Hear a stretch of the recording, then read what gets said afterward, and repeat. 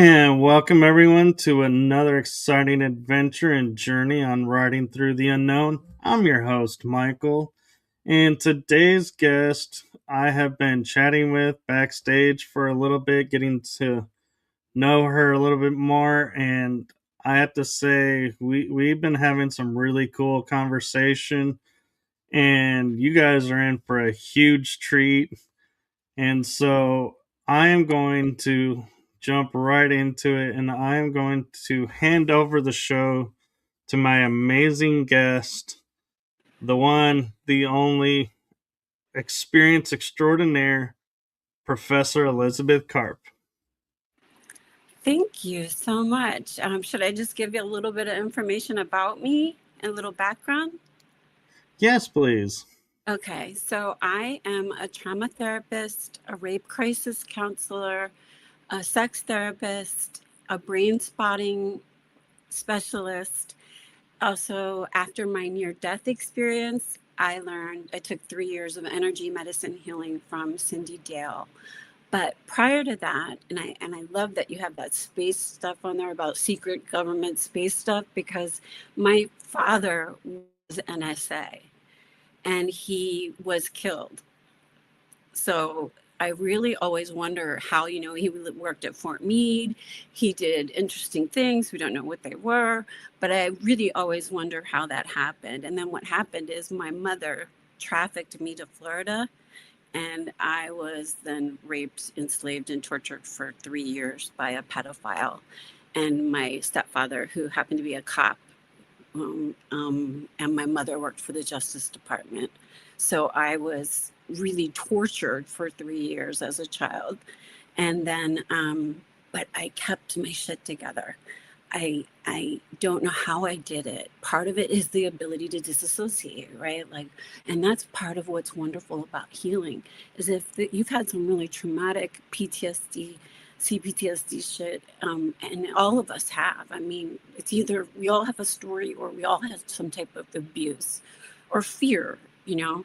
And so if you can take yourself to that place, like with this Navy SEAL training, if you can take yourself to this place where you are able to hold your point, where you have focused attention on one point, you're able to, instead of being like they're punching you in the stomach, they're doing everything they can to get you out of this, because that's what Navy SEAL guys fail, is the pull comp challenge.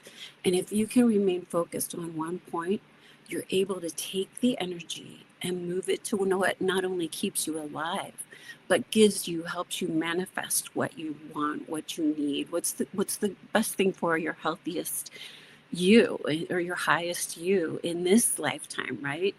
And that happens as a result of something that I created called God spotting. And I did it for individuals. I took like brain spotting. And what this does is helps to move the pain or the trauma or the abuse out of your body by helping you to identify it. Like if I hold this up for you right now, where are you feeling it? I would say feeling it in my It shoulder over here. Yeah, in your heart, in your in actually on the other side, not in your heart, but you're in your heart. I'm feeling it like a little bit over here, which is interesting. But yeah, so what we would do then is we would take that heart energy, and we would take it back. Well, first we would take you up. We would take you to a place where you drop all of your stones and all of the pain and anything that holds you back from creating what you desire. We let that all fall to the bottom of the riverbed. As you float, as you get clean, as you move into a higher space, you're able to kind of look back down and see your beautiful self as a 7-year-old or a 6-year-old, your perfect little state of brain, living in a state of wonder, in beauty, love. And you're able to kind of go back in and help to heal that energetically simply by being aware of it. And so we do that not with just, not with just trauma. We do that with the ability to open up like special pathways or special portals. And this all happened after my near-death experience. I was a trauma therapist, like CBT. You listen you listen and you ask the right questions. That's it. Um, but when I learned how to do brain spotting, all of my clients started to have mystical experiences. They started to say, "Oh my gosh, I had angels, and I met up with my guides, and this is the information that I got." And what did you get, Elizabeth? And like, you know, some people who are Christ consciousness oriented, if you, I don't really use that word simply because it's a put off for some people, but if that works for you, Jesus will come in, right? And you'll usually come kind of right into your forehead right here. The crown chakras where you feel the like a little shivering, okay, like a little bit of tingling when you start to think of this golden spiraling energy that enters through your crown chakra. And so there's just so many different ways to kind of ignite you and light you up and help you systematically guide you through conscious evolution. And so get over the traumas, because you don't want to like CBT, all you do is talk about them, and that just rewires them in your brain. But these other better, higher order, it's like passing self-actualization and just moving into embodiment by, I want to live in this lifetime in presence and being a source energy. I claim it, and it works. So I have, like over 260 testimonials. I have just a lot of people that I work with, including combat war veterans who have been involved with combat war, nurses, rape victims. Um, and what we do is we spend most of the time not talking about the trauma, but really moving, I don't know, moving into the upper room or the upper realm, where like you have a very deep connection to the Pleiadians. So you would most likely go into like a Pleiadian hospital, and they would stand around you, and they are big on lasers. Pleiadians do a lot of laser stuff. So they would stand around you and just give you, and you might be asleep. You might be doing this when you're asleep, but it's something that you will remember if you keep thinking about it. And usually it's all blue and it's a hospital, and you end up feeling better the next day. And right now I'm getting a lot of pink for you, and I don't know what pink is. Pink must be something to do with like divinely feminine energy. And that's on, let's see, I think that's on your left side, right? Yeah. Left side was that divine feminine energy, and you should be feeling it a little bit, the tingliness that's moving up your crown chakra. Do you feel it? Yeah, I feel it over here. Perfect. So, as a somatic therapist, as a trauma therapist, when I started to get the verifications of, oh yeah, I feel this here, or that's where it is right here. Well, the body keeps the score, and we don't have to wait around for you to talk it out. We don't have to wait around for you to. I prefer like people who've been through CBT and are like, I need this. I need the spiritual component. I need the part that helps me remember who I am, what I am, how I serve. And that's what this is. This kind of just helps you remember you're an expression of God. You came, or source energy, or creator energy, or whatever you want to call it. And you came into this planet in order to do a million different things. None of them are to suffer. And that now you're born at the perfect time to co-create, even though it's super chaotic right now, co-create the most beautiful and exquisite manifestation that is awaiting us, because starseeds like you didn't come in and experience this lifetime and all the heart for no reason. I mean, does that make sense? There's a lot of It starseeds who are, it hurts to live right now. It's painful. it does make sense, and I've heard that too, and I've often wondered, because my mind seems to be wired a little bit differently. It's like I view everything third person viewpoint instead of being emotionally. And what I mean by that is if something traumatic happens to me, I'm just like, okay, and able to and be like process it and everything, but I won't show emotion. But if I see something happen to somebody else, or watch a movie where, something happens, I'll show emotion. And it's like, it's strange to me that it's always like, why I cannot show emotion for myself easily, but I can effortlessly show emotion for others. I would say it's a wise thing to work on because we know that each tear has a little chemical makeup with it, so that when you cry out anguish or grief, that, like, literally that chemical gets cried out of you with it. And so there's a reason why you are having these tearful moments. If a movie can do it with a dead dog, keep that shit up. Like, just keep crying, because that helps you to work out whatever is going on in your body. Put your hand on your heart and you say, I'm God, or I'm source through this experience.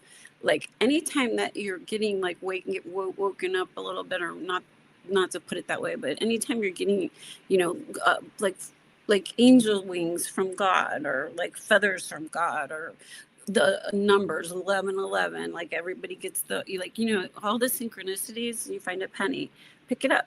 These are all like these beautiful synchronicities that happen to all of us while we're going through conscious evolution, while we're shifting into that move away from the 3D way of thought into that higher order way of being.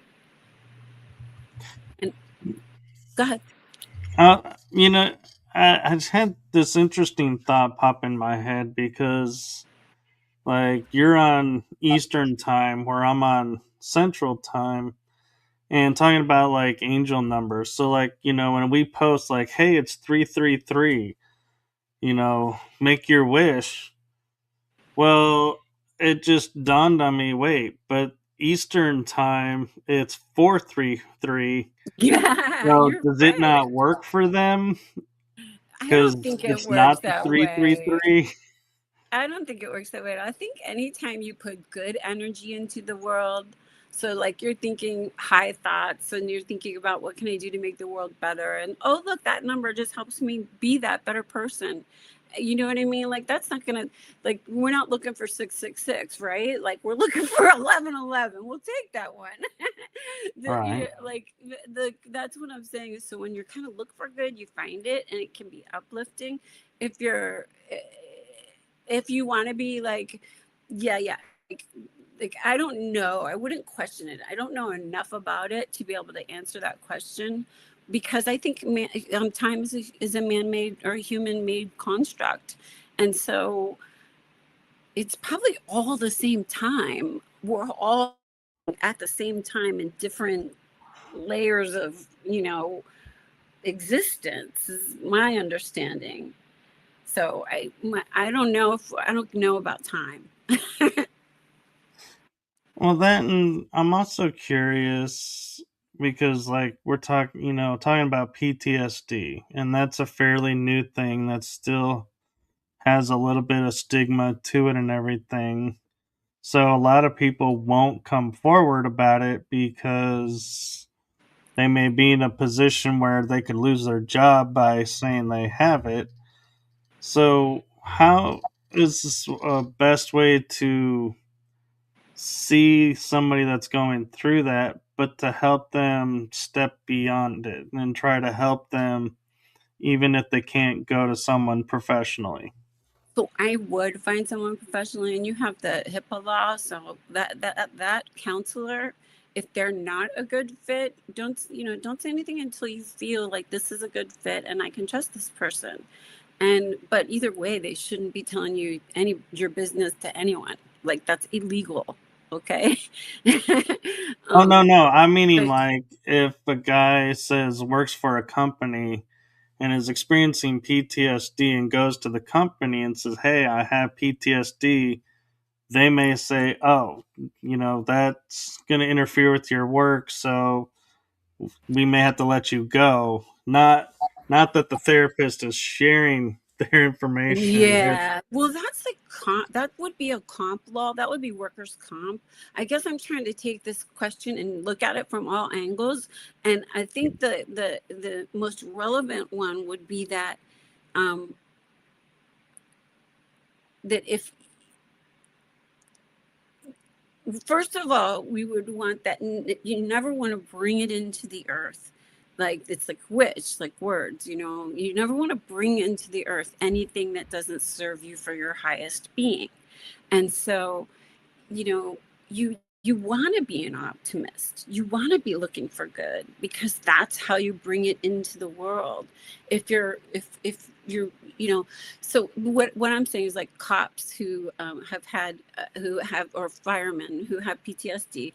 I've worked with them before. I've worked with particularly this great fireman he fought the fires in California with the huge where you fly over, and I mean he was a big deal firefighter, and I can talk about him because I'm not saying his name, and I'm not a trauma therapist any longer. I'm an author and a filmmaker and a person who created God Spotting and an expert witness. I'm an expert witness when it comes to rape and child sex abuse, so I can testify in trials. But on the other side of that, I'm also a minister. I like when my clients started to have these experiences that they couldn't explain, and everything is only ever good. So there's never any fear. We don't have any fear. If there's any fear, usually it has to do with one human being, just because we don't do this as much anymore, slowly gazing lovingly into your eyes, because I don't know you, but I died. And to me, you're the most beautiful thing in the world. You're like all things, like just a beautiful puppy. You're like, you're gorgeous. And that's because I see who you are, what you are, how you serve, right?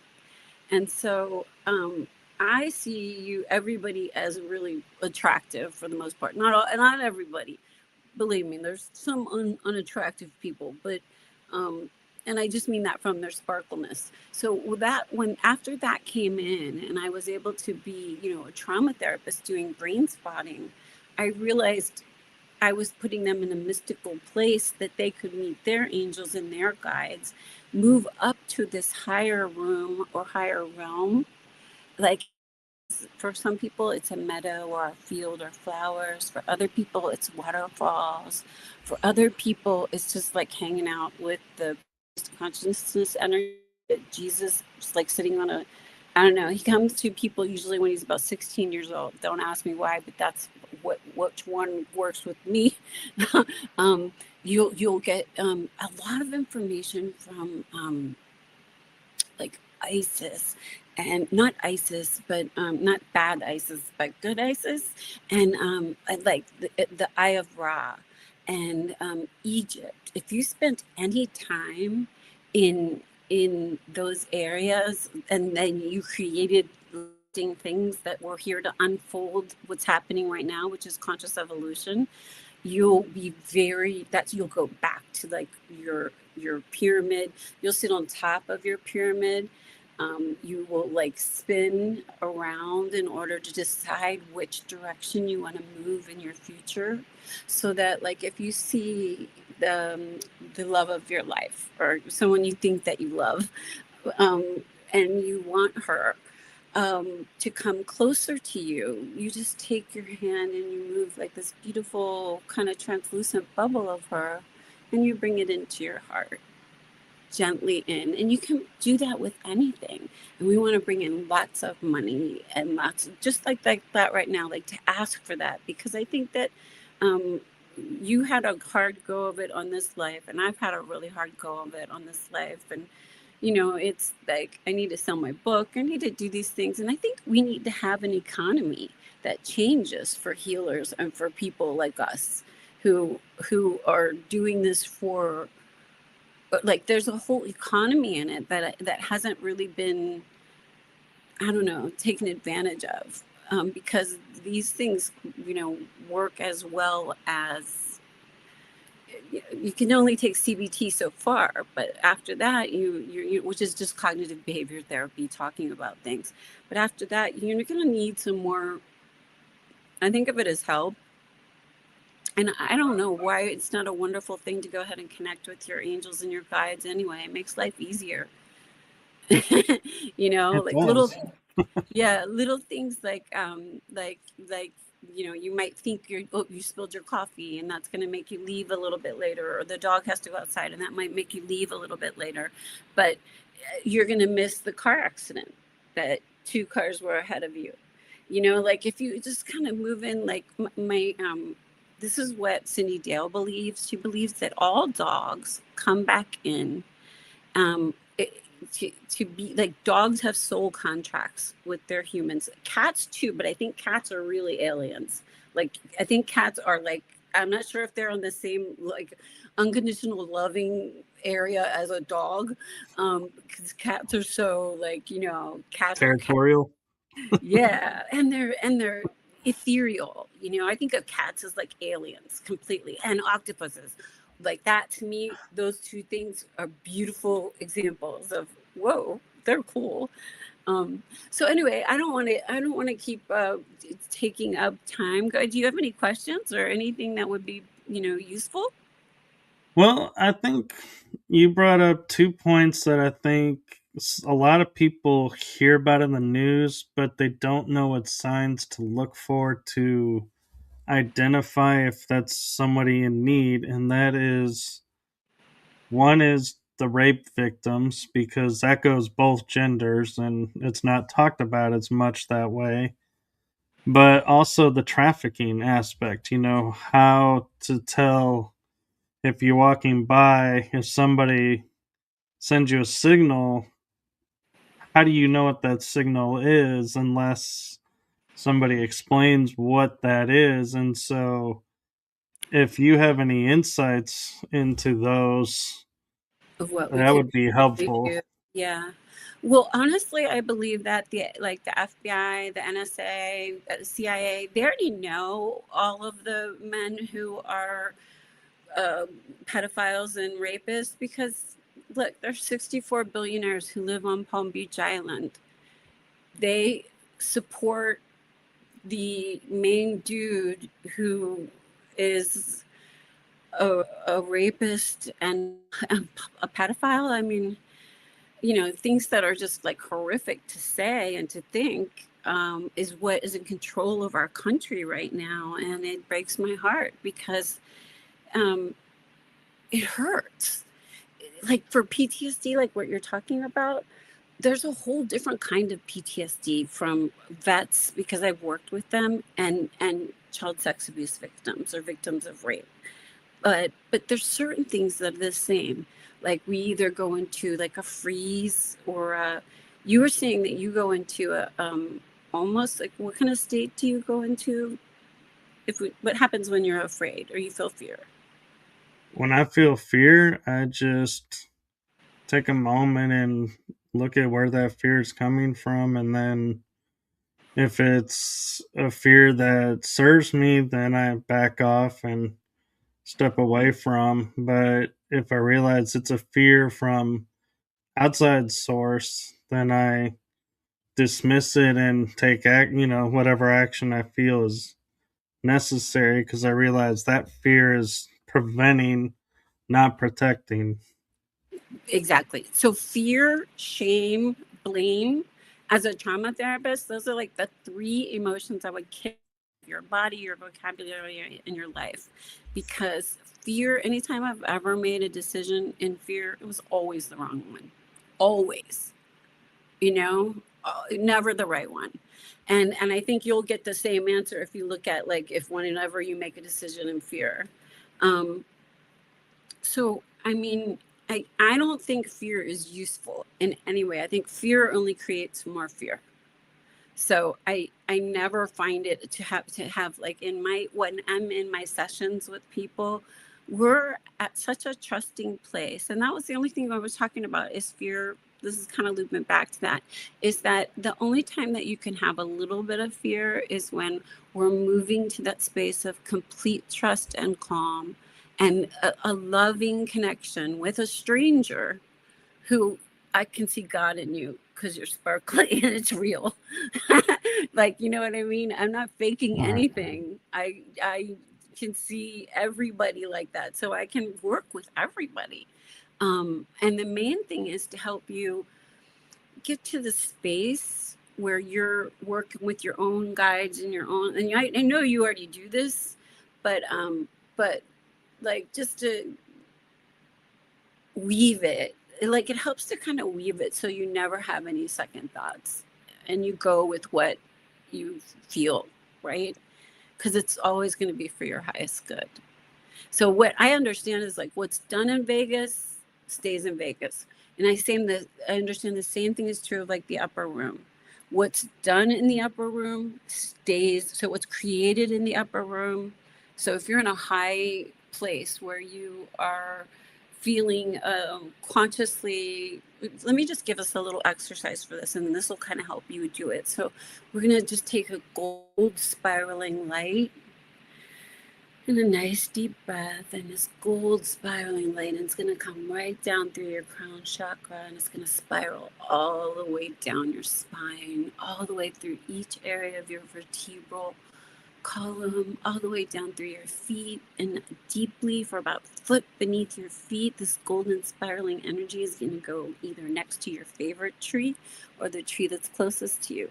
And I want the golden spiraling energy to go ahead and go through the roots of the tree and through the thick parts of the tree that lead to the bark. And I want you to spiral the golden energy all the way up the bark and out of the branches, through the leaves that touch your head, and leave you with the golden crown sparkle and the spiraling energy that you can go ahead and keep at home with your hand on your heart and say, I know who I am. I know what I am. I know how I serve. I was born at the perfect time to live a life that is love and joy and money, manifestation, good stuff, right?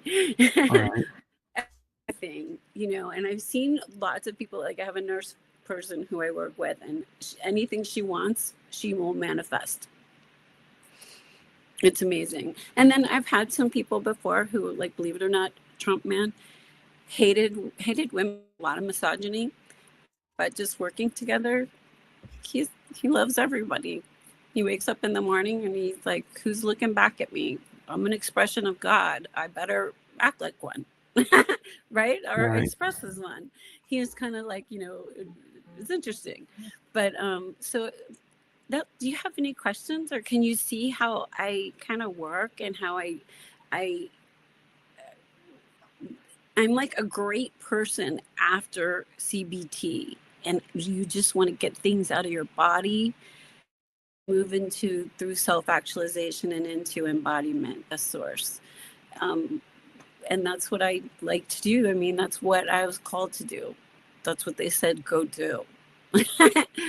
So, Well, one question I have for you is, did a lot of this work happen before your near death experience and then it after that transformed to what it is now, or was there a catalyst that happened that okay. led to the near death that brought it to So play?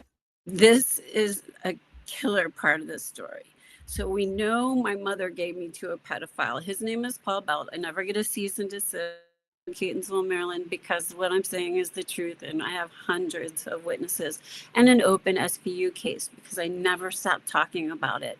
And Maryland doesn't have a statute of limitations. Florida is a kind of like a haven for pedophiles and rapists. So they wouldn't help me in any way, even though I begged them. I begged like 40 sheriffs in Florida to help, you know, help me get a case together against this man. But it took Mo Greenberg. I was writing about it on LinkedIn. So I was 50. This was 36 years after the crimes had happened. And I was 50 years old, and I had actually had to have a total jaw reconstruction, and that's when I died. It was a 6-hour surgery because he had damaged my jaw joints and had just destroyed this nerve called the trigeminal neuralgia nerve. So it was extremely painful. Like I was either going to die or I had to get the surgery. And so that's when I died during the surgery. I was like, I was going in that direction no matter what for a little while. And so what happened is during that time, my mouth was wired shut, and I started to write on LinkedIn. This is way before Me Too. This is 2 years before Me Too, about what it was like being a child rape victim and a child sex slave, and how horrific it was. And Mo Greenberg, my hero of my book, which is called Making Dark Visible, um, is a cop. He's an SVU cop from Baltimore, Maryland. He flew me up there and he opened up a case on my behalf so that I could try to get justice. But what's interesting is at the same time, I was going through, so I had to go back and relive the traumas of childhood, which was really hard to do. And I couldn't figure out how to write them. I had to tell somebody. That's why storytelling and your podcast is so brilliant, because people need to talk about things in order to help them feel better, and then help them move to the next level of where do you go, right? Because there's other things to do with healing. And so I was very traumatized. I was enslaved, raped, and tortured for 3 years every day. And my mother knew, my stepfather knew, he was a cop, and no one was going to help me. My sister knew, no one was going to help me. And so I just endured this. But it took me 36 years to write about it on LinkedIn while my mouth was wired shut and I couldn't talk, which is the worst thing that you could do for a child rape victim, because he raped me in my mouth a lot. And that's really that's where your body score. That kept a lot of the score. And so what happened is my ex-husband read what I had written, and he filed for divorce from me and made me and my oldest daughter homeless for 6 months. My mother gave a gun to my child rapist to take me out. Literally, I'm not kidding, to get rid of me, because I was starting to talk, and they knew, I was trafficked in 2 states. They knew what they did to me for 3 years was truly a crime and evil and torture and human trafficking and, all of these things. And my mother Mo Greenberg wants to hold my mother responsible too. But nobody, wants to get it like an 80-year-old and put him in jail. But I'm all for it. I'm all for the consequences of both my mother and the man that raped and tortured me and enslaved me for 3 years. Because I've had to live with so much pain, and I've had to live with so much. So anyway, I died during that NDE. At the same time, so the NDE was a little bit before, but so I started to get interested in conscious evolution, shifting. I listened to a lot of Paul Selig. I don't know if you're familiar with him. He does a lot of channeling for Melchizedek. And I started to just get, listening to angels, listening to guides, like getting more psychic and clairaudient, getting clairvoyant, getting cognizant. And that's really what happens with my clients, is they get the same way. We just I'm like a little portal to help them do that on their own. So I didn't really believe in God before this, like much. I had angels when I was a little girl. Like after my father died, I had angels that came up to the roof of my ceiling. I think angels when I was vaginally raped for the first time. I disassociated completely head from my body, and I could see like the little tan lines on my body and just it being harmed and tortured, but my head was not staying on that body. So I think there might have been some angel energy there because it didn't, I was far away from what was happening to me and couldn't feel the pain. So, I didn't necessarily believe in God, but then the near death experience happens and you don't really have any choice. And then I went back to work as a trauma therapist, and everybody's having mystical experiences. So I was like, this is beautiful. When is, but it's really hard. It's, I made up my own job because I'm a God spotting specialist, and and people don't know what that is, you know? Yeah, no, I agree, and it's beautiful how you turned it into such a gift for humanity. But, and I don't mean but like to mean, going to a different space, but I'm more of, if people are in that position, what is some advice you can give them to survive the day to day? How did you manage for 3 years to survive, and then how did you break Don't free? don't do it for 3 years. Tell somebody, tell somebody you trust, tell your best friend, tell somebody who's got some balls, like not a guy, but like somebody who's got some balls of like, we know this is wrong, we'll take care of you, I'll hold your hand each step of the way. It's lovely if you have support, but frequently what happens, like 80% of the time when girls, they are not believed by the mothers. So, and the numbers that I'm working with are from Tim Tebow's foundation. So it's 1 in 3 girls and 1 in 6 boys. Um, and part of that has changed a little bit with the boys because they've gotten rid of the Boy Scout stuff. So that was a big number that was kind of reduced with that. So we don't really know the number with the boys because boys don't talk about it. That's the truth. Like you got to be like usually suicidal or in a place where you just can't take it anymore, because men and boys don't talk about these crimes against their bodies, and that's debilitating. That's really just not a great way to live.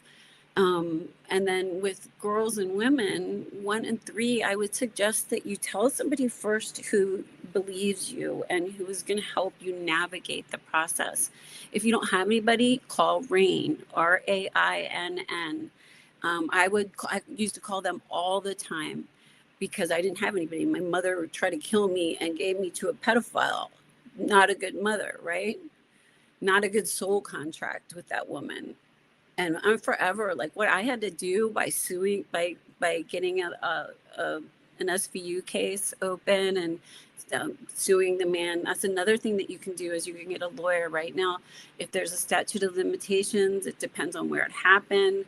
It depends on how long it happened. Like my cop was very interested in me because it was 3 years, and that's torture, and I should be dead.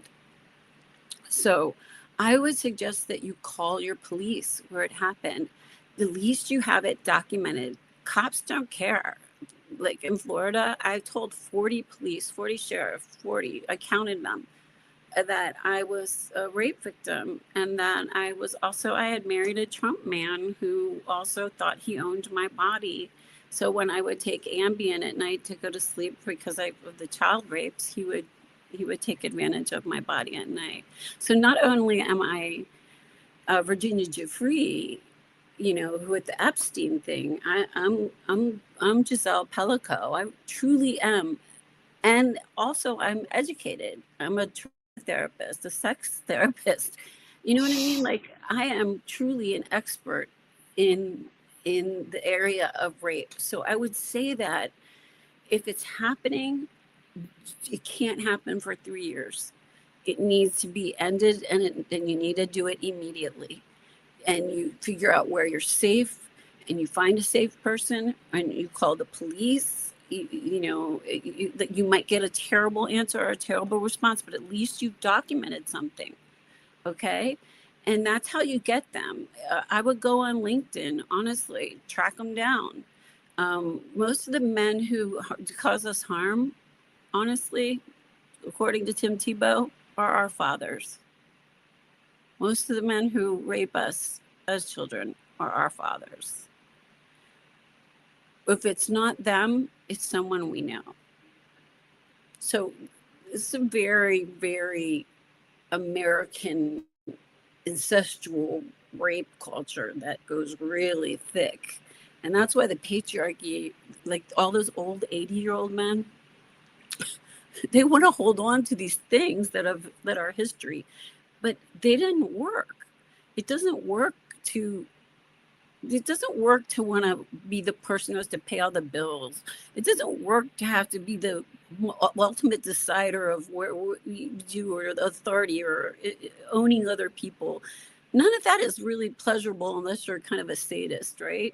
So most people don't want that job anyway. Most guys like your age or anybody under the age of like 45, they see things differently. And even though there are, I mean, and what do you think I'm wrong about this? I just think there's a lot of men that are hurting, that do violence and do other things to try to make themselves feel better. But really, if they could do a little brain spotting and had like a little bit of just, CBT, they're going to feel better. A group No, too. Groups I are good. yeah, I definitely feel the society has taught men that this doesn't happen to you. This is only happens to women.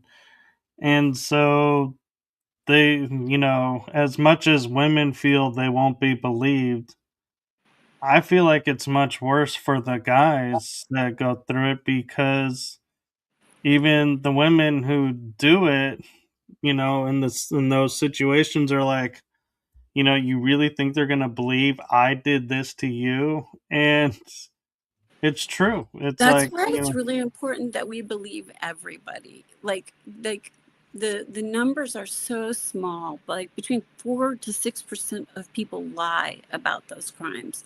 92%, 94% are telling the truth.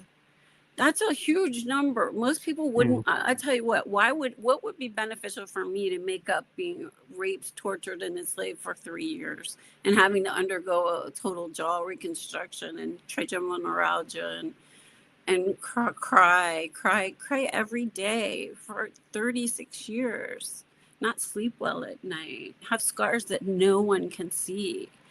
It's bad for girls and it's bad for boys both. And it's something that as an American culture, so this is what we can do. This is why this helps is it's so higher, right? Like we want a world where we don't rape and and torture and abuse our children mm, or each other, right?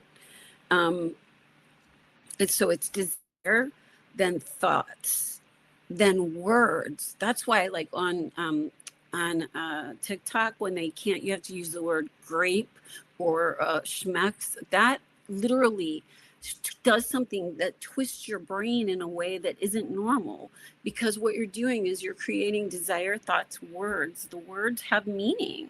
The words create actions, and then culture, and then laws, and that's how you change everything in the world. But when they take away your words, you know right. so yeah. But you're right, And like, I'm sorry, go ahead. I was just, and there's an important distinction too between, if it started out consensual and then at the end you're like, hey, I wish I hadn't done this. That doesn't, by, definition, qualify as being taken advantage of. You made a poor choice. So you can't cry wolf about that and accuse someone wrongly of that. But if it, somebody it does, doesn't happen. you say It does no and a they lot. keep going, then yes, that qualifies. And so I think that's Yeah. a distinction that needs to be made too, is because we live in a society to where everything that we thought was normal common sense seems to have gone out the window. and you can say and do whatever you want, and there's no consequences, and there are consequences. And so we have to be careful of what we do and how we talk, because a false accusation is not just a, oh, my bad, move on, and everything is okay. There is repercussions that follows that. Oh, absolutely. But that's not really, that doesn't happen a lot. I mean, less than Oh, 4%. So you were yeah. talking 96% of the time. And so this is really important too. There are different gray areas. There are different areas, but we do know that children can ever consent. So Oh, yeah.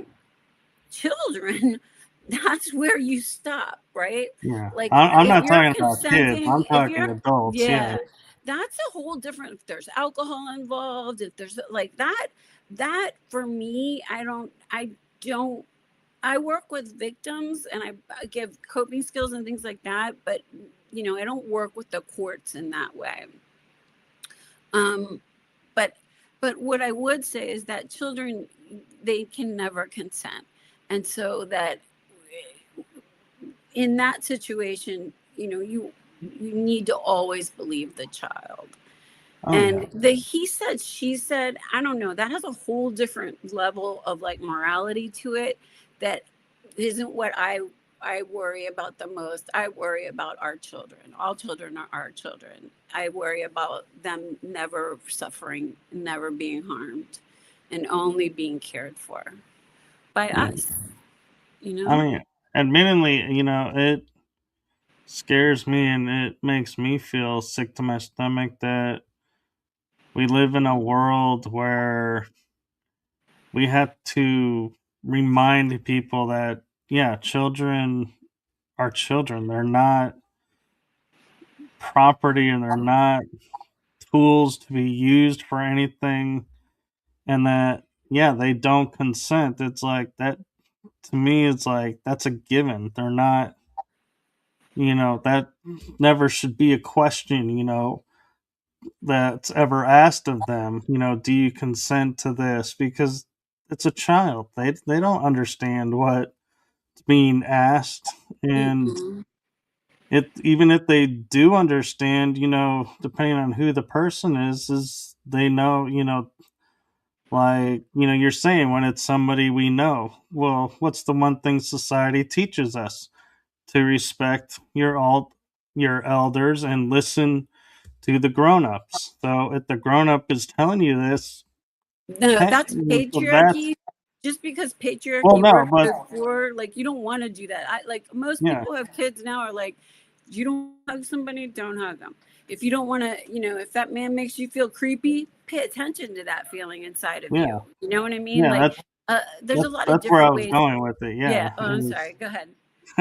yeah, I was gonna say, that's the old way, but now it's a world where we actually don't even really have to somewhat even talk about some of these things, because the kids already know. It's like they have a somewhat of a knowing of, hey, this is wrong.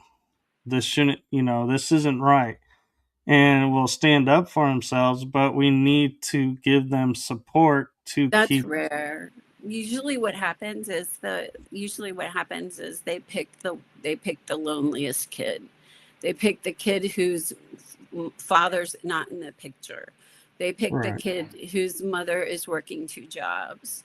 They pick that kid. Like that's Right. what That's what happened I mean. Yeah, actually. we need to support them and create Yeah. a stronger community bond with the kids, that Yeah. nobody is ever alone. Yeah, I agree with you there. I agree with, well, just, yeah, I agree with you. But like what I would like to do, honestly, is so I live in West Palm Beach.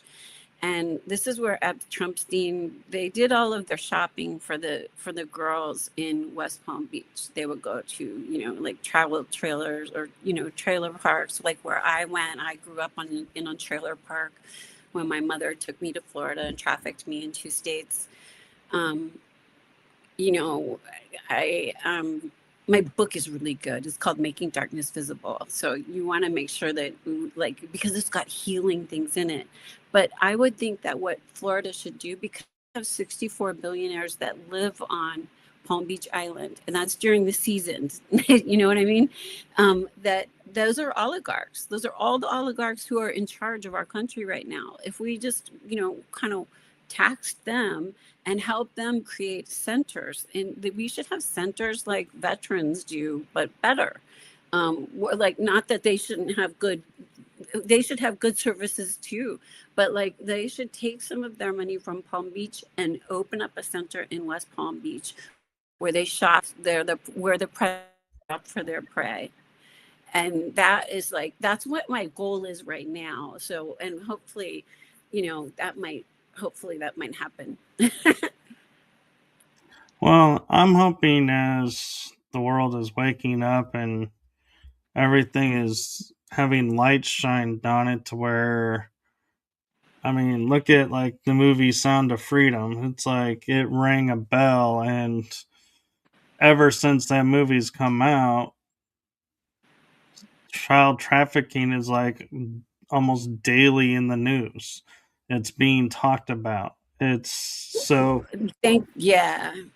so, I feel like we're turning a corner in our society and in our world of those people that are doing this are going to find it harder and harder to live, which is exactly the point. They shouldn't They be should be in jail. living that way. And Yeah. so, They just have a lot of money. That's what's kept them out of jail. But just, right. that's not okay.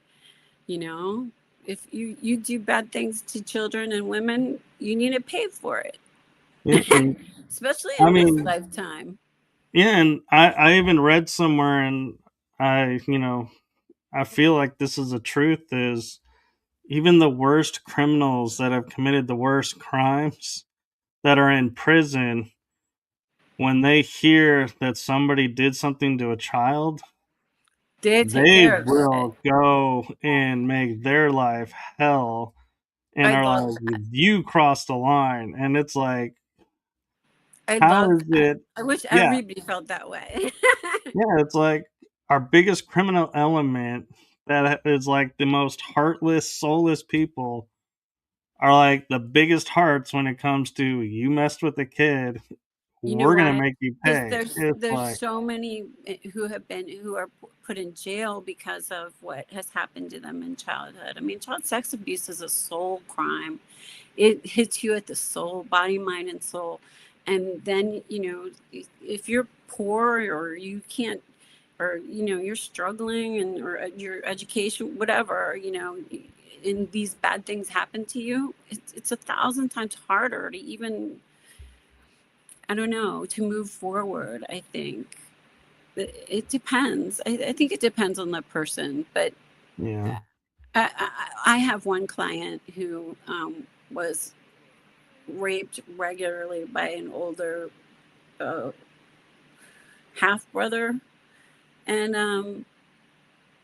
I don't know if he's ever going to be okay from that. We're just friends now. We don't work together anymore because, he needs a little bit different stuff than what I do. But he, I, his soul, it's a soul crime. It's a soul crime. And so, I can see that, you know, but the best way to heal it is to do exactly this. Find out where you're keeping it in your body, and then let it blow away. Or let the water, think of yourself like God. I am in God. I am of God. I am as God. Think of God as water.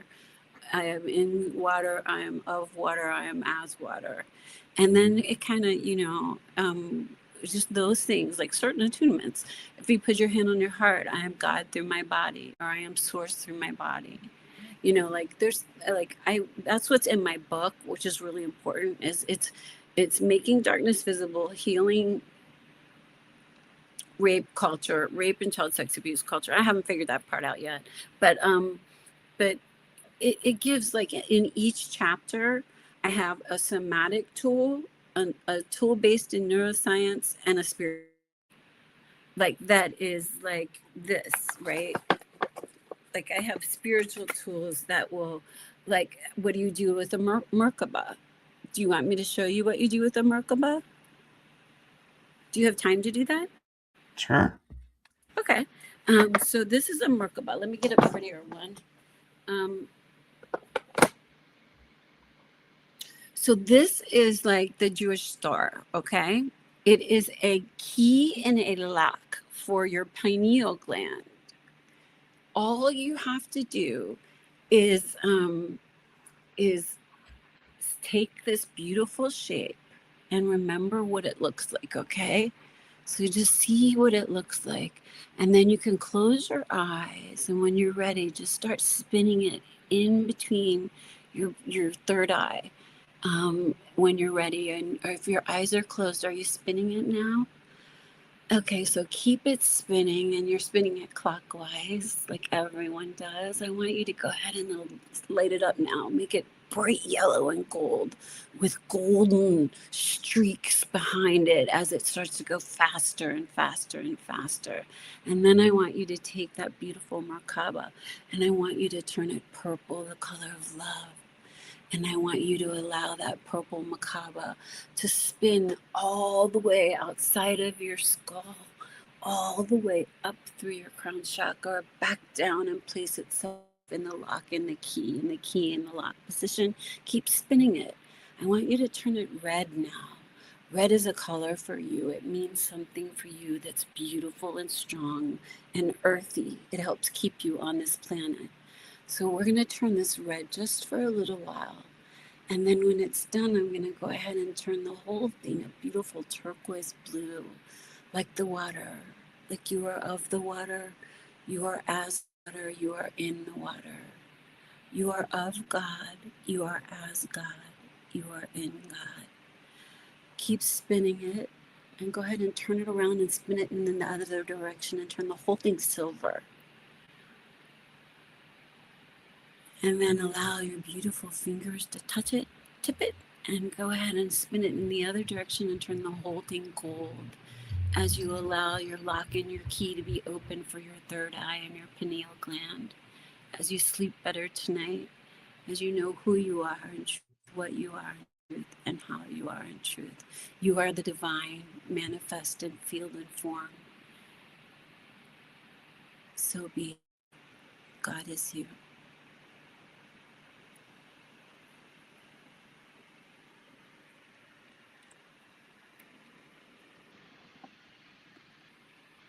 That was interesting because at one point when you were saying like turning it, it's like my face was like starting to heat up, and then when we went to the blue, it's like okay, now we're gonna cool off, and it was like, ah, that Oh, feels so better. that's so cool. So you really did feel it.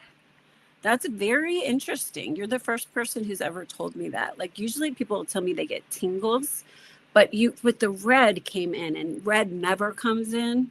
So red is a very important color for you right now. It has something to do with dragon energy.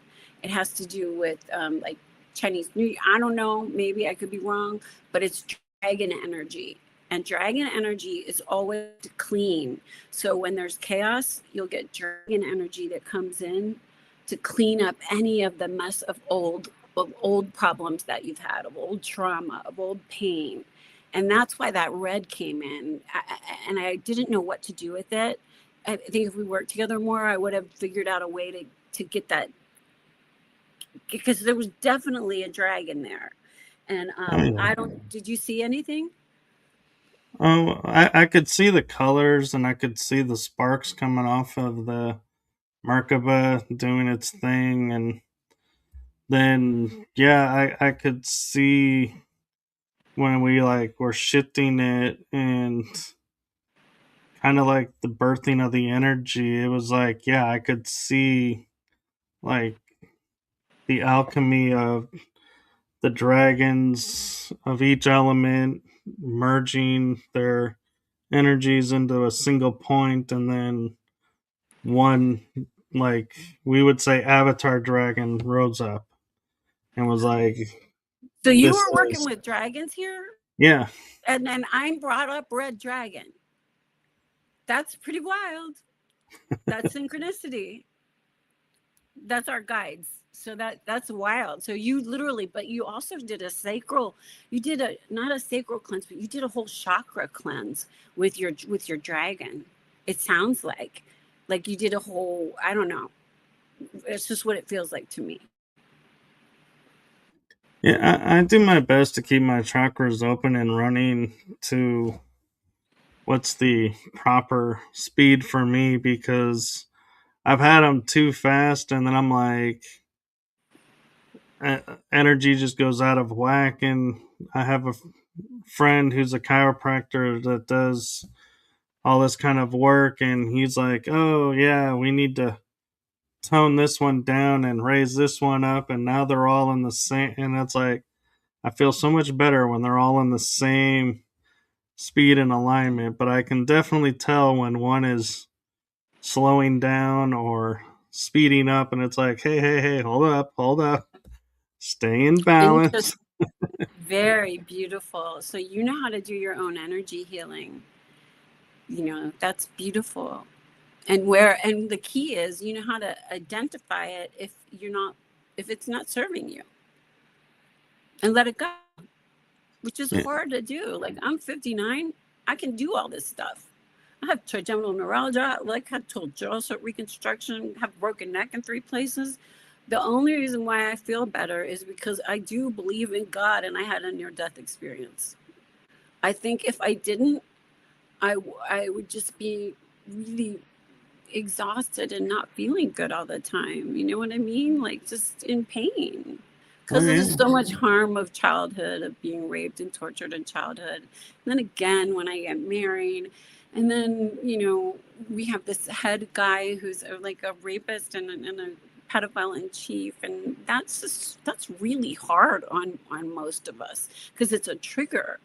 So, like, I kind of I move around that a lot, because that's why when I died, I came back in to do that. So I almost always come back to that. I'm sorry. I wanted to keep you in your beautiful Merkaba place, actually, because that is a better place for you to be. So, and I love that your Merkaba opened up whatever you needed to see during that time. That's really beautiful. And when I was in my late 20s, early 30s, I would wear a Merkaba around my neck all the time on a necklace. So this was you, and that's Melchizedek, and that's Hmm. like a certain kind of angel, I think, right? Like, is it Merkaba like a certain angel, dude? Or Melchizedek, I believe, was one of the arcs, like Michael, Uriel, Periel, all of them. and teacher to teachers, they're always like Yes. teachers. Yeah, so cool.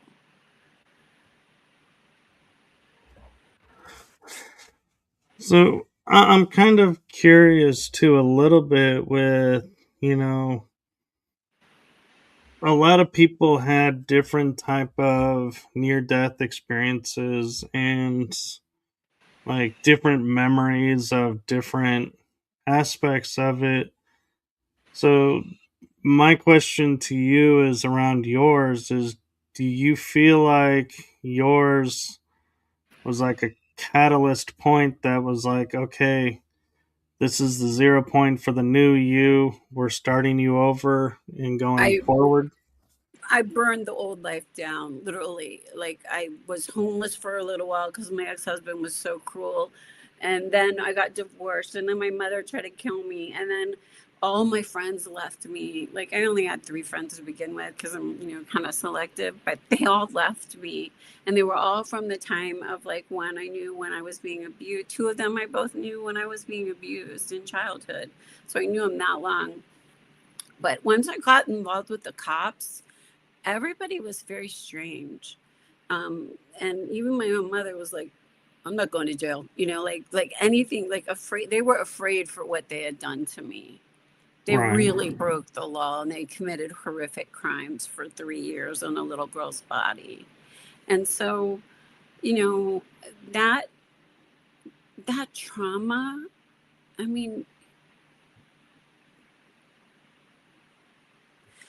not everybody has that degree of trauma, right? But we all have a story. We all have something that has happened to us, and it doesn't necessarily have to be child sex abuse or, rape or anything like that. It can just be like really bad parents, really, like a shitty father or a shitty mother, and just really, like just chopping up when you need to be loved and accepted for who and what you are. Most parents, this is the way I really believe right now, that if you raise your children in a way that lets them know that they are so deeply loved, and that they might go through ups and downs, and they might not always look pretty compared to what you want or what you might have wanted for them, but that I don't know, that you really rise by just that. It has something to do with like the divine feminine rising right now. It has something to do with being half your mother, half your father, and all source energy, and just allowing that energy to kind of guide you and be responsible for it. Does that make sense? It does. It's the time of the equalizing, and those that can, I feel like that can handle both the sacred masculine and sacred feminine will rise and, become their true nature and their true selves. Where those that are like, hey, I'm only going to embrace the divine feminine, or I'm only going to embrace the sacred masculine, they're going to fall to the wayside and be like, either disappeared, or they'll go somewhere else, or they just won't be No interacting with the duality. same. Yeah. Duality is not going to work anymore, because we're all one. We're all expressions of the creator. We're all wrapped in skin, and we came for these really interesting experiences, even if they feel shitty sometimes, and it's really hard right now to incarnate. um, and what we're doing to Gaia, and like the food that we eat, and it's like all consumptive, the corruption that has impacted us. So anything that you can do, even if it's just kind of like smiling at people and lifting energy, when you're responsible for that higher energy, people come with you, and you're like a light. You have a show and an opportunity and a network to be able to grow that and just create that. And that's like telepathy, which is happening for all of us anyway. um I don't know, it's just it's I did not believe in God, I think, for a long time, and then I had my near death experience, and I couldn't not believe in God, because I was like, shit, I guess I have to go back and take care of my kids. And okay, no problem. I was laughing about writing a book. I'm like, no problem. I can write a book about child sex abuse. No problem. I can do that. And I'll end this. This is something we can check off the list. And in my family, like literally in my family, I burned it to the ground. And I did, forever. And like, there will never be incest. There will never be any other crimes against children in my family. You know what I mean? Because I took it apart so much that I don't have a mother anymore. I don't have a sister. I don't have those old friends. You know, they blamed the victim, and that happens a lot. Yeah. Um, when yeah, it happens a lot more than what you would think. But and that makes it hard. That's where you need rain, and you need groups. There's groups, like I'm ready to start in West Palm Beach groups to for survivors, because there's so many of them, and just sharing helps you feel better, you know.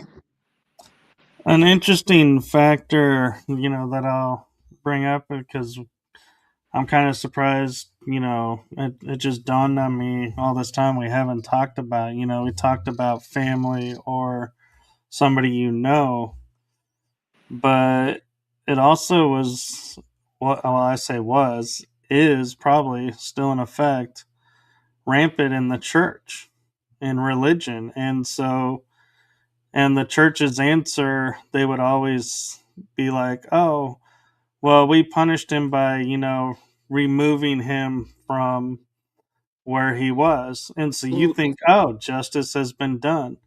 Where all they did was they put him somewhere else. And so yeah, it's like, that's not a crime. That's just, he got caught. And so now you're moving him to another it made. space that doesn't know. And I worked as an expert witness for a girl who was molested digitally by a nun during PE.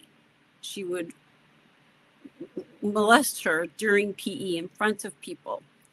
And archdiocese on that case, and and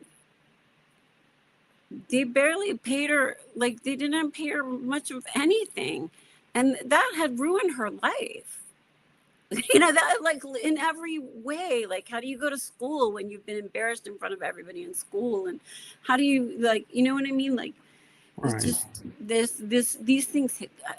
I think the church is so filthy, honestly. I think what they should do is close it up and make all that gold, give it to all the countries that they colonized and raped and harmed women and children and murdered, genocided men.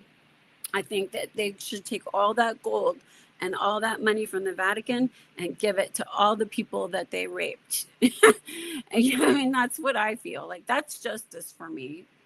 Um, Yeah. I don't think that's going to happen. Do you? Yeah.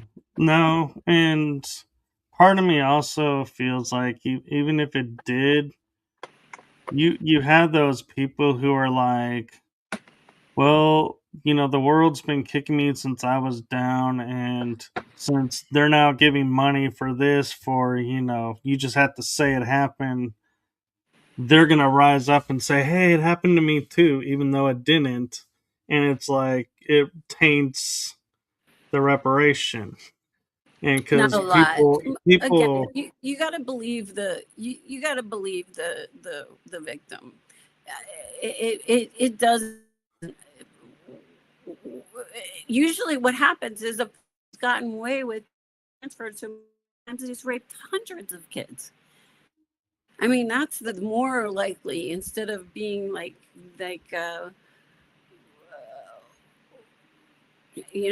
believe me, I talked to the cops, the sheriff's office 40 times. I reported what was happening with my husband. And 40 times they either put me in handcuffs, laughed at me, took me to a mental institution because I said also that I had a near death experience and I could, I was clairvoyant, clairaudient, I wouldn't, any minor thing, you know what I mean? Like, that shouldn't have gotten me hospitalized, but my ex-husband had deep connections, and they just threw me, they wanted me to shut the fuck up. So believe me, my experience with talking has been, they don't want you to talk. And that has been part of the problem, is by saying, oh, well, if you say this, you're going to ruin his life. I was a sex therapist in Ponte Vedra Beach County. Sheriff Hardwick said to 3 girls who were raped by 3 different lacrosse players, you'll ruin his life. All 3 of those girls had to leave that county. They had to leave the county. They couldn't live in St. Johns County anymore because it had grown too much. Everybody knew what happened, and they protected the lacrosse players. And that's been the situation in every situation that I worked as in a sex therapy case that involved any type of child sex abuse. yeah, The cops are useless. They've been useless unless you go to a place like Maryland that has no statute of limitations, and it had some funding to, I mean, it's a whole different vibe. Florida really is a haven for pedophiles and rapists. and I feel like, I kind of agree that we live in a society to where if you are famous or you're on the verge of becoming famous, you have that ability and you're like a rising star. that they bend the rules for that person so that they can achieve their deal and don't really care about the rest of the people. And I feel like I personally want to say that I'm hopeful that that system is changing to where we're starting to see more of the like athletes being held accountable for their actions. May not be still to the same degree as the normal person, but it is a shift. And so there is hope that, it'll keep going and will bring an end to it. But yeah, I agree. We have to stop saying to someone, oh, because you're in this position in your work, we can't touch you. It's like nobody should be untouchable except the Mhm. kids. The kids are untouchable. Exactly. I'm like, if you're an adult, do anything you want. I could care less. But don't hurt dogs or animals, farm animals or children. That's Right. my only. That's my only. That's what I learned as a sex therapist. Except that I did work with a lot of Navy guys who had addictions to porn, and they also flew the drones. So that was really weird. That was because I worked in Jacksonville, so that was a lot of it's the fathers. Remember, it's men that we know. The majority of the time, it's our daddies, it's our fathers, and they're the ones that consume the most C-spam, the porn, child sex abuse materials. They're the ones that trade in this. It's our fathers. I mean, not my father. My father was a good man who like loved me unconditionally and always took good care of me and protected me.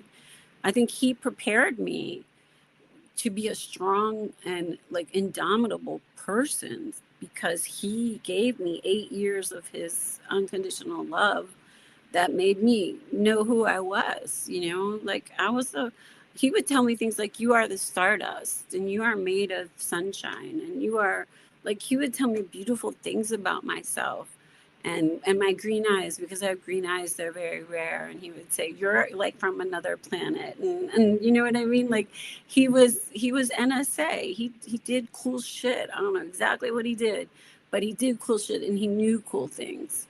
And my mother forgot I existed and gave me to a pedophile. She just started drinking and she just didn't care. So I I really had a hard time with that. Like a mother wounds, that's a big part of my book too, is like is the because my mom's the one who gave me to them. So, I really don't have any parents. Um, so yeah. And so my last question for you, because we are getting close to time, is it seems like a strange question to some people, but to me, it kind of goes along with what we're talking about in a certain way, in a certain light. But with everything you've gone through, everything that you've experienced to date, what do you think are some of the positives that have come from it? Good question. The first thing is, after I died and I came back in, they showed me that we all take turns playing the bad guy. So that I had lifetimes where I would beat up my wife, or I would be a drunk, or I would be abusive, or you know what I mean? Like I could see those little mini snippets of that, we're not all good. And because I must have had that in my head that, well, only good is good, right? Not, but we all take turns being the bad guy. And so I think that's really important for judgment, because there is no evil man. And that's another thing that I learned. The second thing I learned was that the only sin is to deny someone's divinity or deny your own divinity. Like we are all expressions. I don't care how you want to think about it, but we're all expressions of creator source energy, you know? And if you're a high expression, you are doing good in the world. And if you are a lower expression, you are causing harm right now, usually to women and children, because that's what happens in war. War just hurts the women and children and poor people, you know what I mean? Because they take money for the war, you know. Just this whole thing right now, what I've learned is that it is a marathon and not a short race.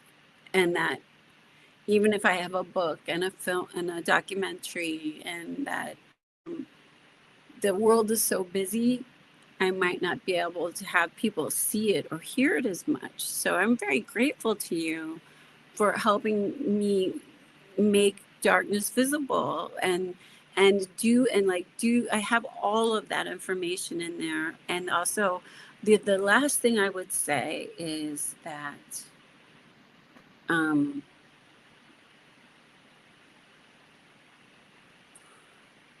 to recognize God in self and others.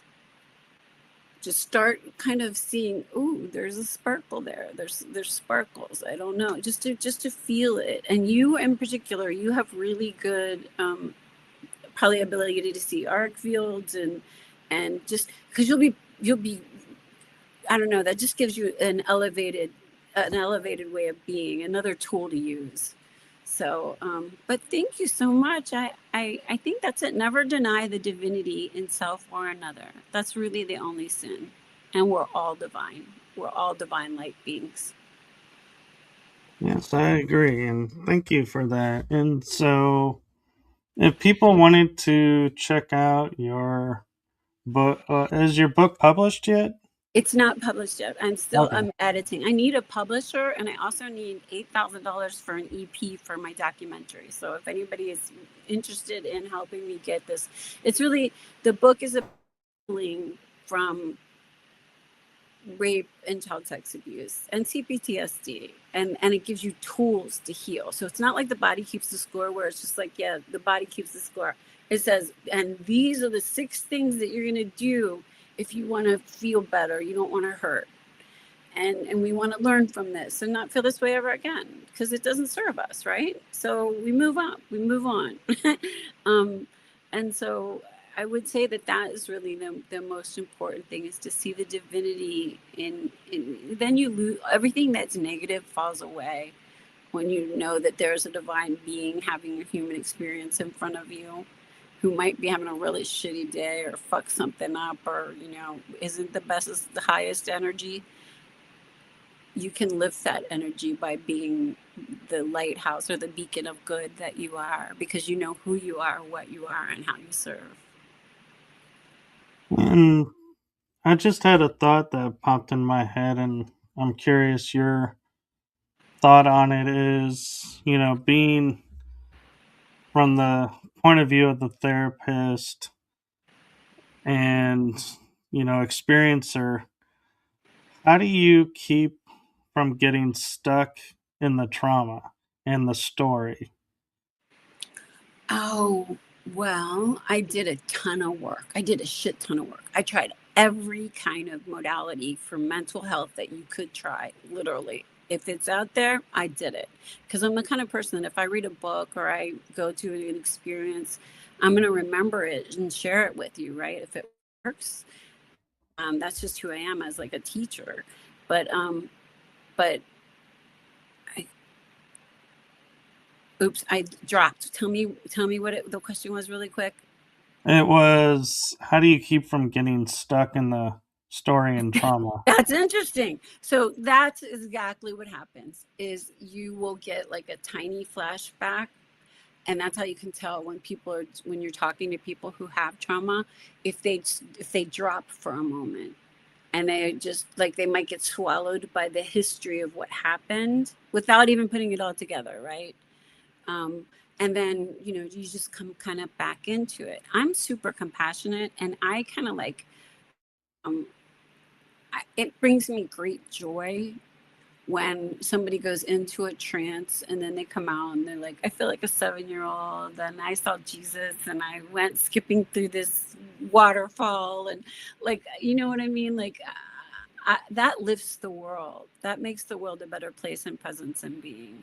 And so the more I do it, the more healing it is. And then people can share that. Like, I think energy healers and people who are folks who are who haven't found an economy yet to like mental health professionals, they all want a way to bring a spiritual tool into it. That's what brain spotting and God spotting is. But I say healers use this, energy healers, anybody, it's like a tool.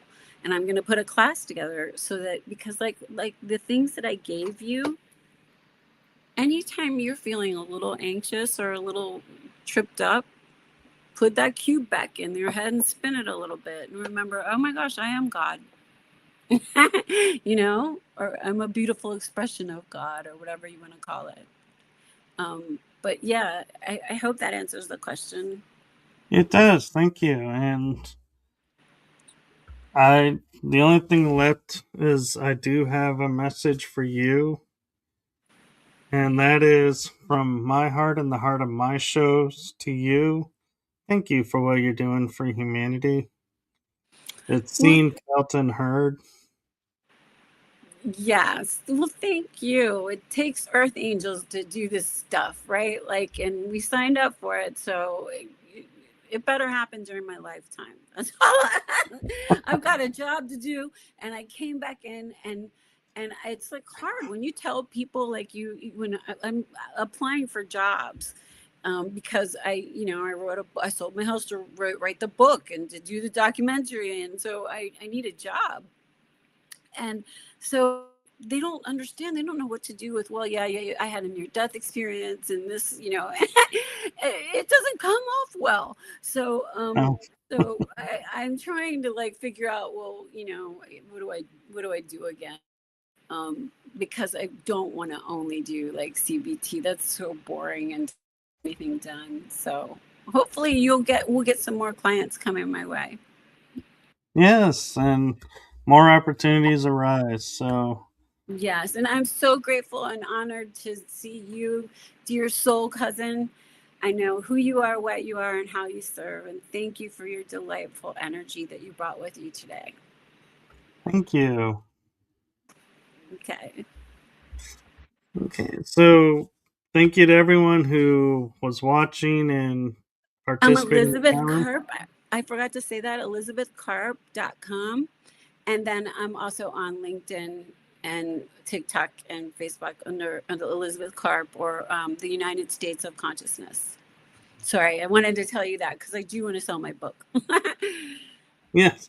Well, I was going to say is you can find, the links to find you that you provided are in the description. So if anytime you're watching this and you want to connect with her, it is in the description. So, feel free to message her and get some insights.